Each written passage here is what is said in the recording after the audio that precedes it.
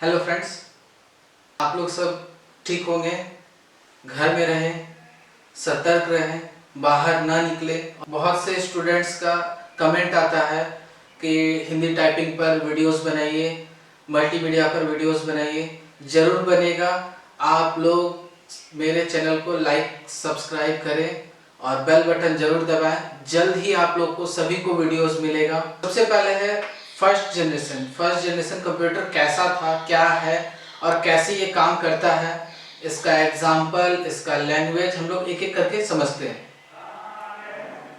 सबसे पहले ये 1946 में ये कंप्यूटर को बनाया गया था और इस कंप्यूटर को बनाने में क्या क्या सामान लगा था सबसे पहले वो जानते हैं। इसमें सबसे इम्पोर्टेंट था वैक्यूम ट्यूब। वैक्यूम ट्यूब आप लोग शायद अभी नहीं जानते होंगे, फोटोज वगैरह देखेंगे तो आप लोग को समझ में आ जाएगा वैक्यूम ट्यूब होता क्या है। एक चीज बहुत इम्पोर्टेंट है जो कि इसका पावर कंजम्पशन, ये 1,60,000 वाट का ये पावर कंज्यूम करता था।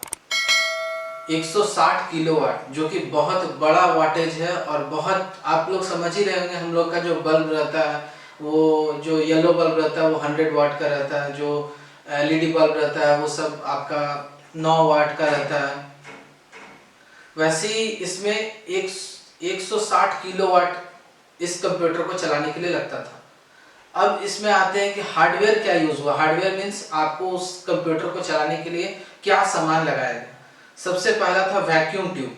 वैक्यूम ट्यूब कैसा होता है, वो कुछ इस तरह का होता है। वैक्यूम ट्यूब एक आप लोग देख ही रहे होंगे, एक वैक्यूम ट्यूब कुछ इस तरह का होता है।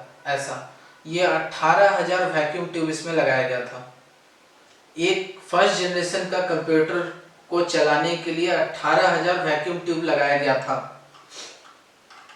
अब आप लोग का तो दिमाग नहीं काम कर रहा हो कि इतना वैक्यूम ट्यूब लगाने का जरूरत क्या था। आगे जाके देखते हैं कि क्या इसका जरूरत है इस वैक्यूम ट्यूब को लगाने का। क्योंकि उस समय के टाइम में हम लोग के पास ट्रांजिस्टर नहीं था, कैपेसिटर नहीं था, बहुत सारा चीज सामान नहीं था, जिस वजह से उस समय हम लोग वैक्यूम ट्यूब का यूज करते थे। आगे आते हैं और देखते हैं इसमें मिली सेकेंड, इसका जो स्पीड था मिली सेकेंड था, मतलब 10 का पावर -3। बहुत ही स्लो काम करता था ये।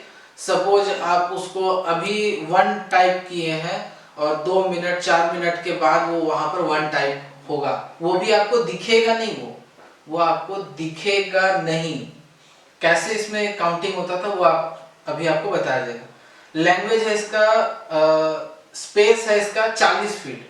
मतलब हम लोग का समझ लीजिए एक रूम जो रहता है वो 10 बाई 10 का रहता है, वैसा 4 रूम के हिसाब से एक कंप्यूटर को बनाया गया था।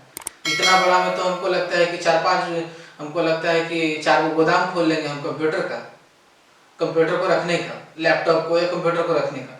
अब सोच लीजिए कि इतना बड़ा कंप्यूटर को चलाने के लिए 160 किलोवाट का ये भी लगता था, पावर भी लगता था, प्लस 40 फीट का था भी। लेकिन अगर ये नहीं बनता तो आज हम लोग यहाँ पर भी नहीं होते, आज हम लोग कंप्यूटर नहीं चला रहे होते, इतना डेवलप नहीं होता। तो नेक्स्ट इसका लैंग्वेज बाइनरी लैंग्वेज हम थोड़ा देर में बताते हैं क्या है। उसके बाद है user interface. User interface means होता है कि इसको कितना यूज किया गया।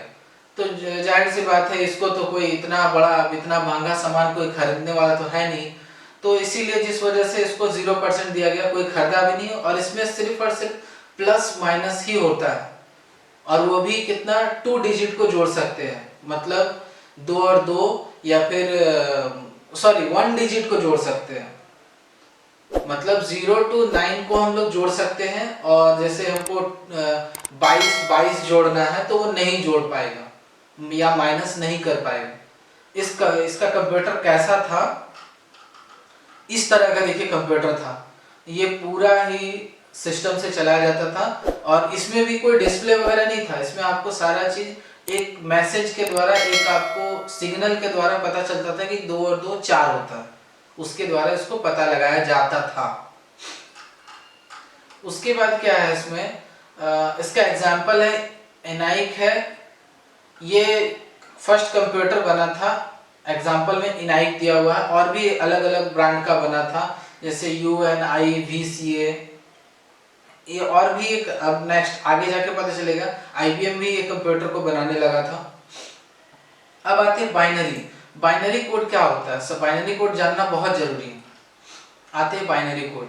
बाइनरी कोड देखिएगा, हमेशा ए जो कैपिटल ए जो रहता है वो 65 से स्टार्ट होगा बाइनरी कोड। बी का 66, सी का 67, डी का 68, ऐसे करके आगे बढ़ते जाएगा। और फिर स्मॉल जो ए रहता है वो 97 से स्टार्ट होगा। लास्ट आपका जेड जो है वो 90 तक खत्म हो जाता है। उसके बाद जो यहाँ 6 डिजिट है 91, 92, 93, ये सब चला जाता है डिलीट, स्केप, उसके बाद बैक स्पेस, उसके बाद आपका प्ले, पॉज, ये सब में चला जाता है।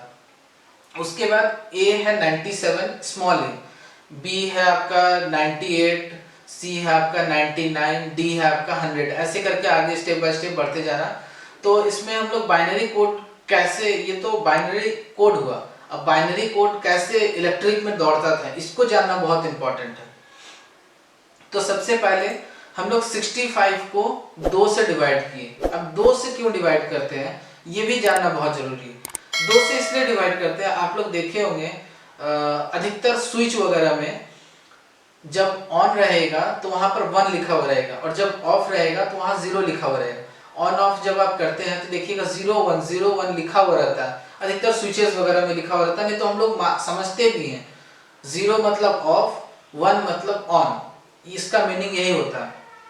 अब समझते हैं 65 को, 65 कैपिटल ए का बाइनरी कोड है, उसको 2 से डिवाइड करेंगे। 2 से डिवाइड करने के साथ ही साथ